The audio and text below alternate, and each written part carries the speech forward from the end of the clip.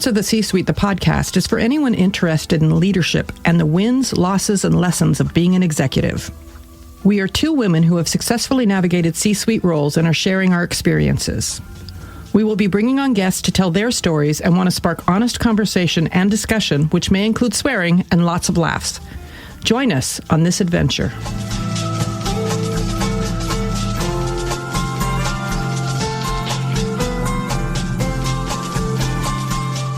Hello, and welcome to another episode of Secrets of the C-Suite, the podcast. I'm Juliet Clothier, and I'm here with Susan Sutherland.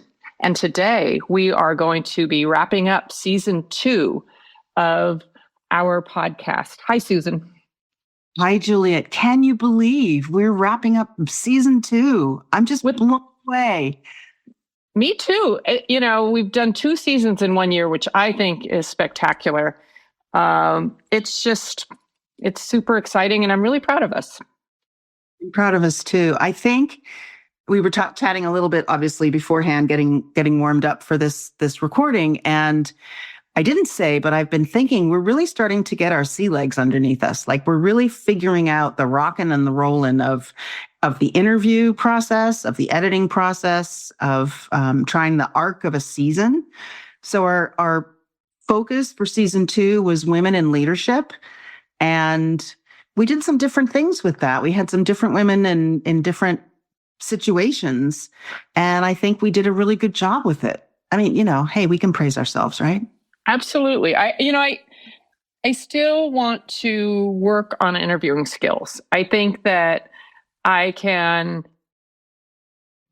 ask interesting questions, but I'm not sure that I'm doing the thread thing as well as I could, tying things together. So I'm going to look into that and see what kind of, work I could do around that. Just because I listen to a lot of podcasts and people they're just interesting in the way that they ask a question. So I'm going to pay attention to that a little more. Yeah. The thing that I always hope for, like to me, the ultimate in a podcast with a guest is when a conversation breaks out, that it's not like I'm the interviewer or you're the interviewer and the guest is the responder, but that somehow there's enough alchemy and enough comfort that we end up sharing and being part of a back and forth, like a tennis game. Yeah, a little more authentic as a conversation. So we'll work on that. We'll work on that because we are going to have a season 3 and we'll talk about that in a minute. Yeah, we will. So, Juliet, as you know, I'm going off to summer camp tomorrow. I'm a little bit nervous. For those of you who don't know what I mean, as a nearly 65-year-old woman going off to summer camp, my ex-sister-in-law has gifted me a week at a hoity-toity health and wellness retreat. And I don't know if it's hoity-toity because they apparently work you really hard, but it's a daily hike. It's a vegan menu. It's massages in the afternoon. And I am really hoping, I know this sounds like I might be overloading on the expectations. I'm really hoping that this is the kickstart of kind of a renaissance for me. I've been hoping that I would, around my physical and emotional health, kind of get to a place of feeling really vibrant and healthy. And part of me is, and part of me hasn't really committed to that. So I'm hoping that this experience will actually really be the kickstart. I know that the week will be amazing. I hope I come back with the commitment that I'm hoping it will give me. I've been working really hard this month to get ready for it. So we'll see. But anyway, that's exciting. It's very exciting. Yeah. I'm nerve-sighted. Nerve-sighted. I like that. I think we touched on that a little bit too when we talked before we started recording, is the idea of being nervous and excited at the same time is such a human feeling. Yeah. I don't know if animals feel that. I should ask my sister about that, if they have any science around that. But there's so many things you feel nervous and excited about, right? Yeah. They actually, there's a thing about translating. I don't know whether it's a psychological trick or what, but it's basically when you think you are anxious or nervous is to recognize that there is probably some excitement in there too, so that you have a thicker, more nuanced experience around the scary thing you're about to do. Because yes, you're scared. Yes, you're nervous and anxious, but there's also this like, ooh, what if it's amazing? Tucked in there. That's a good point.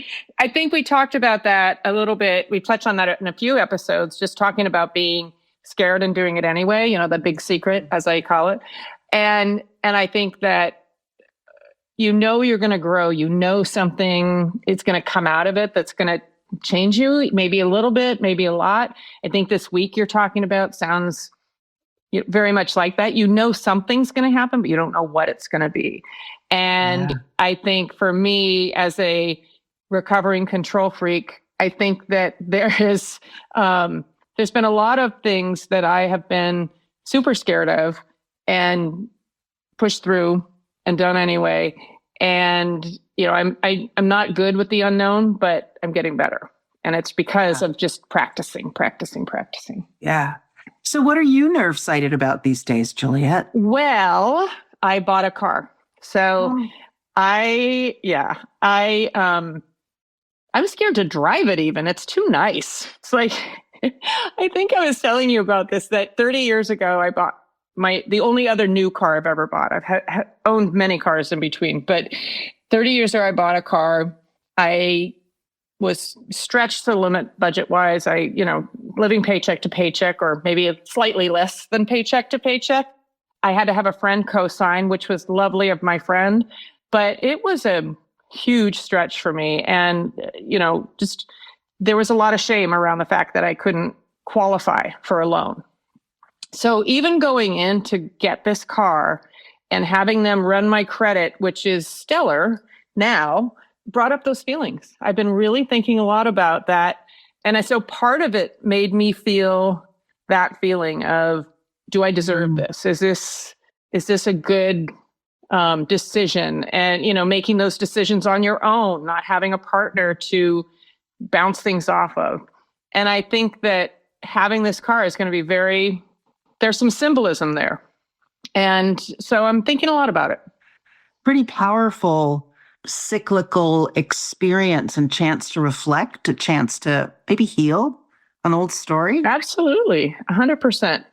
And use that story to, I work with a lot of young people. I work with a lot of people who are coming up in their career, who are hoping to, make more money and build their wealth. And so using that story of, I've been there.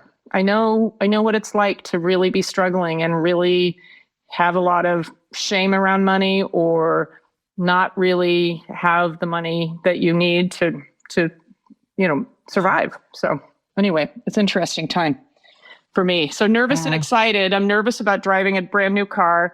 I'm excited about driving it, and it's just beautiful, I have to say. And I'm not a car person, which also surprised me.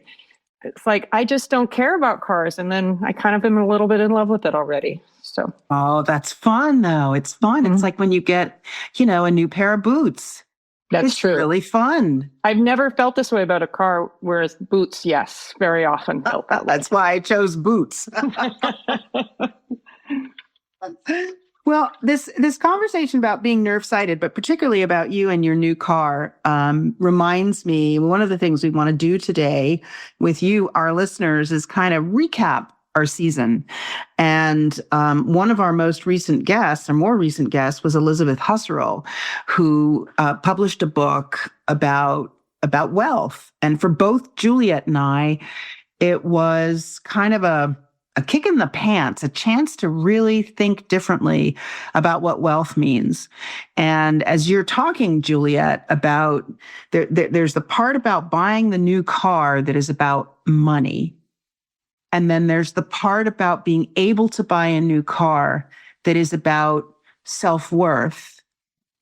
And from where I sit, your understanding of what wealth means to you has changed so much since you weren't able to get authorized so many years ago. So many, yeah. It's really true. I think that I have been thinking a lot about wealth since that interview. I think that her perspective is incredible. And, wealth is holistic. It's not one thing. And that being able to buy this car, that's going to be a short-lived feel. It's great. I'm really happy, and, probably a week and then I'll be over that. But I think that what I want to keep and what I want to hold on to is the joy that this car will bring, the places it will take me, the peace of mind. That was a big deal. The car that I had that I traded in, I liked, but I never loved. I never felt connected to it. And I really want to feel that connection to this car, and not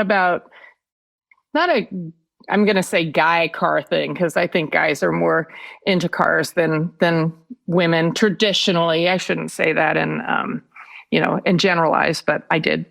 And I just, I want to get from A to B, and the car that I traded in, I never felt like it was dependable.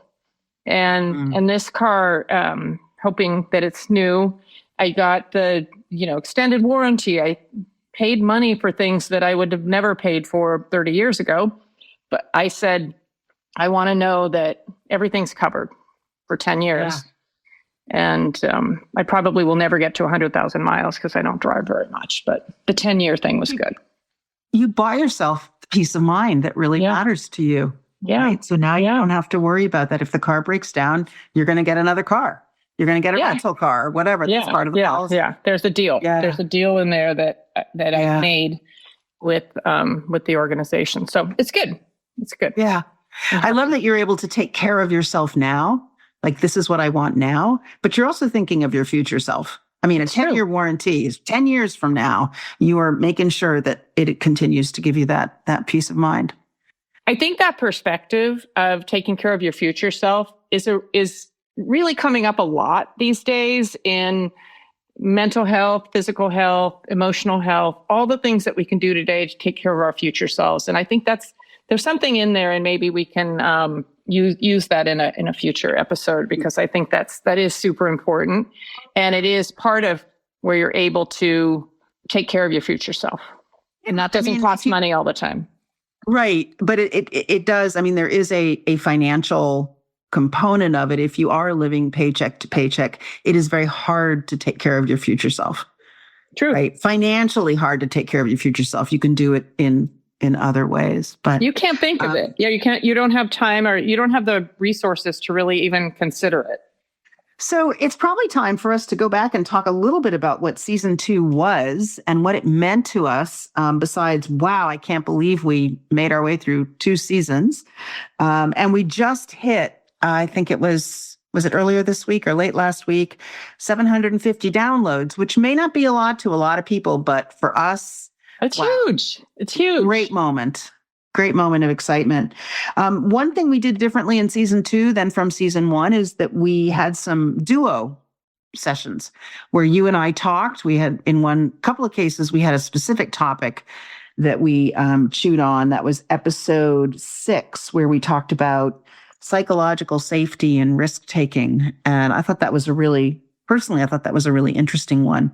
But we also talked, because in the times that we're in, taking into account the impact of the new administration in Washington and some of the policy and, lack of policy behavioral shifts that we saw. So we had 2 episodes. One was about the leadership lessons, and that was about a month into the new administration. And then at the 100-day mark, we also had another conversation about it. And I'm struck mostly by a couple things. And of course, I want to hear what you were struck by about those 2 episodes. But one was, I think when we initially envisioned the podcast, we didn't want to go anywhere near politics.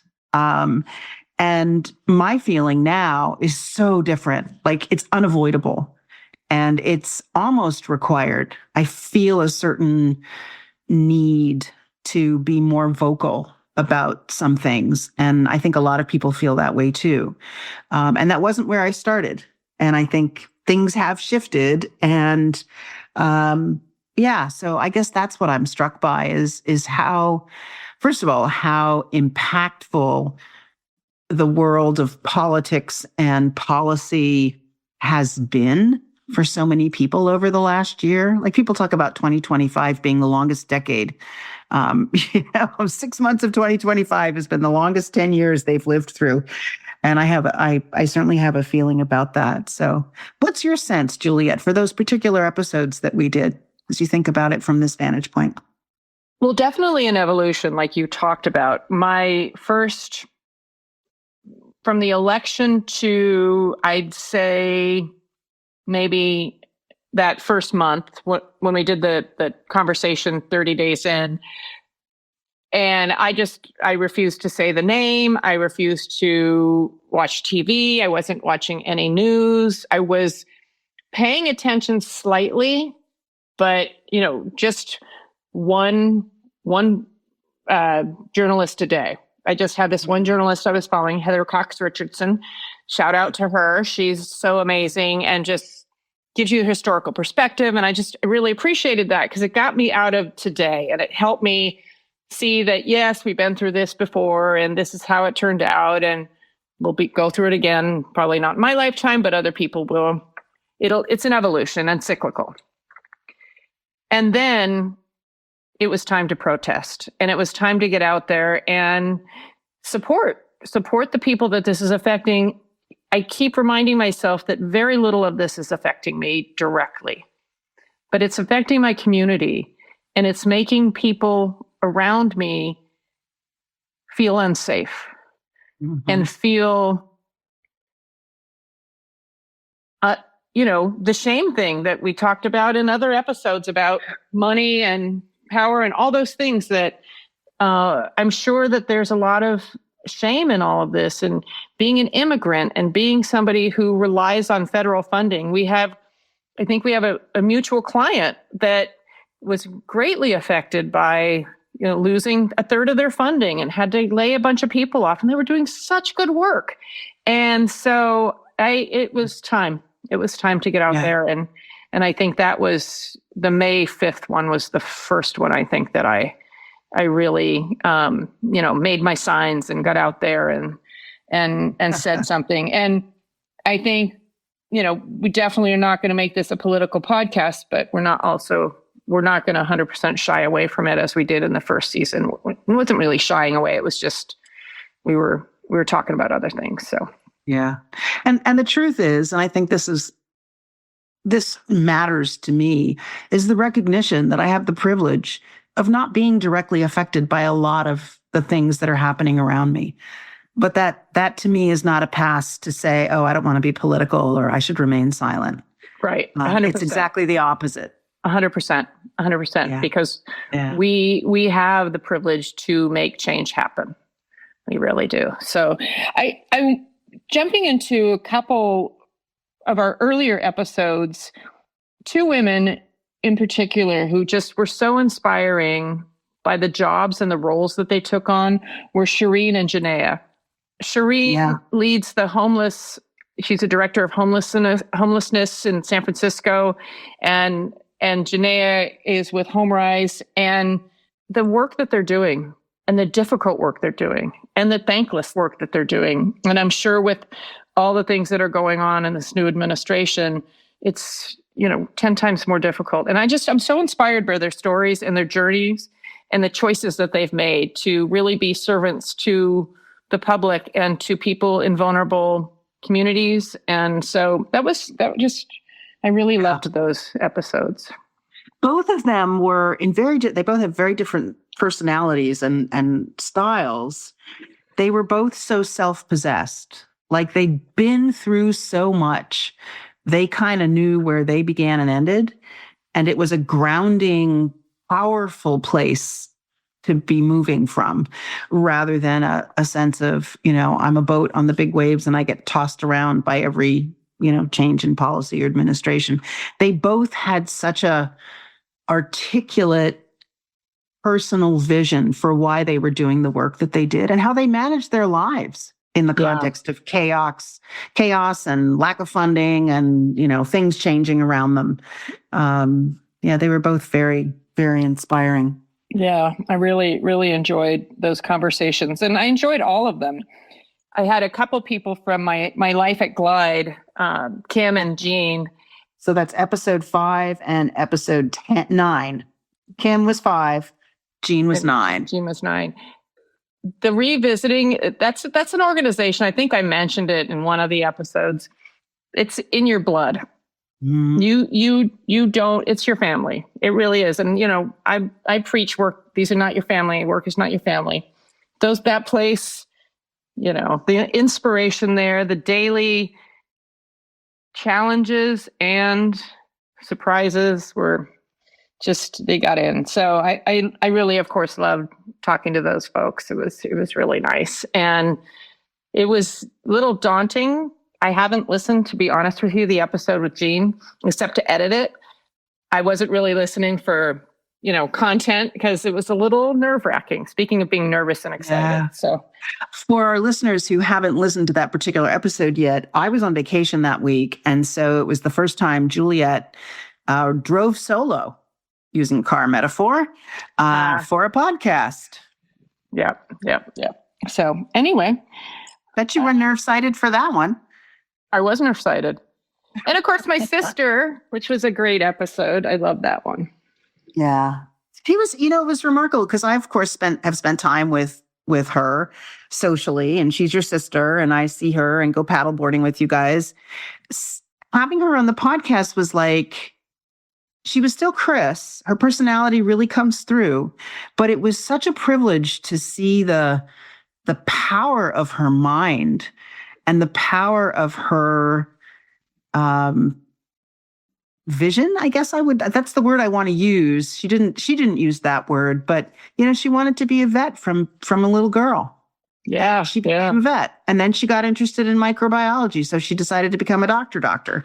And she continues to be learning and curious and teaching. And I just love that about the arc of her career. And it's so fun to have her on and see all that and hear all that. She's amazing. Yeah, she really is. And, I see her all the time, but it was really fun for me to listen to it. And I have to say, that's the only episode my father has listened to. But I forget what he called it, a webcast, something like that. He doesn't really understand the podcast thing. And so he was so proud of himself for I'm sure my mother set it up for him and made it easy for him to listen, but it was really cute. He was very excited about it. Like he had discovered it or something. It was really funny. Yeah. Yeah. Well, his 2 daughters are rock stars. There you go. What are you going to do? There you go. Yeah.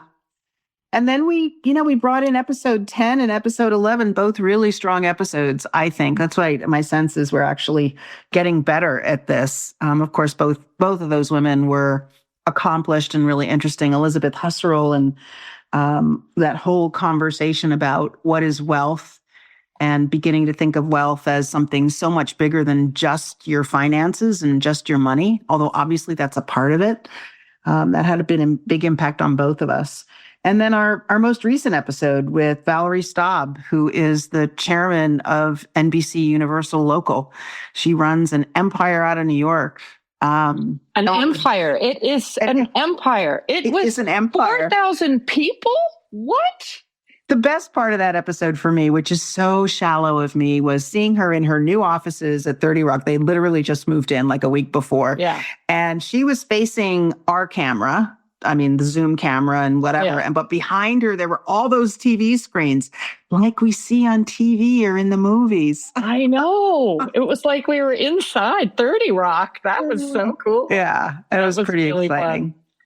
And of course, she's a very thoughtful, capable, interesting leader. She's had a journey. She's had ups and downs. And talk about self-possessed and resilient.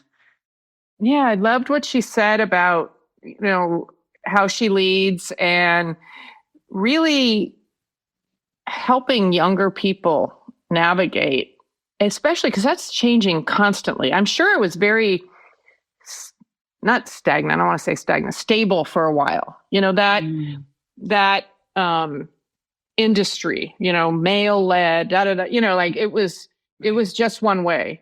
And then when things started going online, and I remember this from, newspapers going out of business and the news just not being in one place. You did not watch Walter Cronkite anymore. You had many, many choices, and it felt sudden. And I don't know if it felt sudden to her. That would have been a good question. But it did feel sudden in the world where all of a sudden it was like, oh, unintended consequence, right? But she was talking about how she really tries to look ahead and give people heads up and warning and work with them to help them find another place if their job is going to become obsolete because of technology or anything like that. I just thought she was an incredible leader, and I kind of wanted to go work for her. Yeah, me too. Me too. Yeah. Yeah. And she's someone who, and we talk about this on the episode, who, when I first met her, I was so impressed with her when I first met her many years ago in San Francisco when she worked for ABC. She just always had this lightness about her. Like, she could carry a heavy load, but she could laugh at stuff. Absolutely. And funny. She brought a real spirited energy into the room. And all these years later, and lots of big jobs and big promotions later in this big job now, she still has that flavor of joy, of showing up. Yeah. I loved her story about she gets away every weekend and kayaks and gets on the water and that's her thing. And I just love that. I love that. Yeah. So let's talk about season 3. And Juliet has suggested, I think, a really brilliant sort of content focus for season 3. And that is focusing on entrepreneurs. You want to say a little more about that, Juliet? Well, I think, it'll be interesting to see how that structure evolves, because I think there's a lot of people in corporate jobs who are entrepreneurs who maybe one wouldn't think they're an entrepreneur because they are, hold a title in a company and blah, blah, blah. But they bring that entrepreneurial spirit to their role. So that's one aspect of it. And another aspect of it is, of course, people who, are out there, got a good idea. They're gathering investors, gathering people together. And I think there's a lot of that in the tech world, but I think there's also people who are, starting a small business, restaurateurs, people who are having to maybe suddenly lead. They've decided to leave their corporate job. They're starting a business. And I think there's a lot of lessons and secrets in that world of people who are navigating things for the first time. A lot of people start jobs. They don't, I have to get insurance. I have to do this. I have to manage people. Oh my goodness, payroll taxes. What is that? So I think there would be a lot of lessons in there, and we'll talk to people. And I've been thinking a lot, because people post these things on social media, is talking to people about the failures that help them learn and get to where they are. Because I think that's something we know. Most people have a lot more failures than they have successes. And I think that's something that grounds people and will also help people, our listeners, maybe feel a little inspired to take a risk. Yeah. Yeah.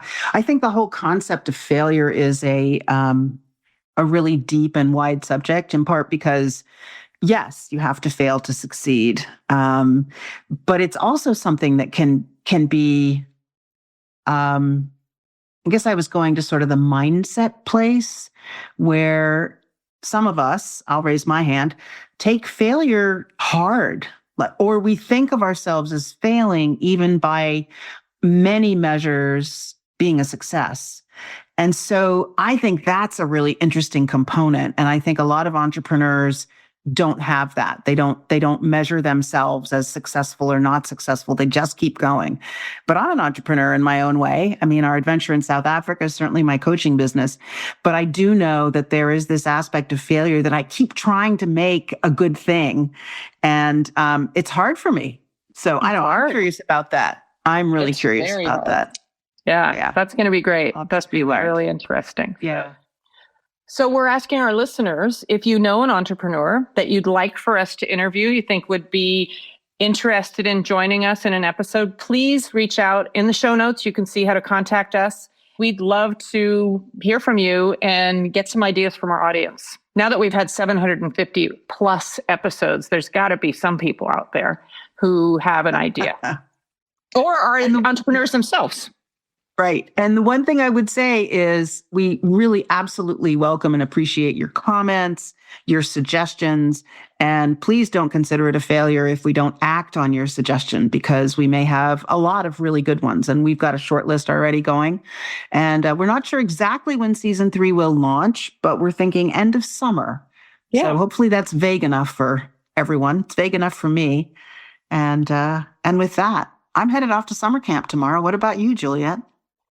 I'm doing a little paddling this weekend, but I do want to add one more thing, and that is thank you so much to the people who listen to our podcast, the people who are subscribing. So as soon as something hits, we get a few downloads immediately, and that really inspires us to keep going. So please subscribe and please rate us 5 stars, most appreciated. And also send us your comments and ideas. We really appreciate it. So with that, we'll close out season 2. Thanks, Susan. Thank you, Juliet. We're so glad you've joined us for this episode of Secrets of the C-Suite, the podcast. We'll be back with another episode in 2 weeks. In the meantime, please tell your friends and coworkers about us, and be sure to follow, subscribe, and give us a 5-star rating if you enjoyed listening. Secrets of the C-Suite is produced by Juliet Clothier, Susan Sutherland, and Brian Clothier. Original music is by Brian Clothier. And the podcast is inspired by leaders like you.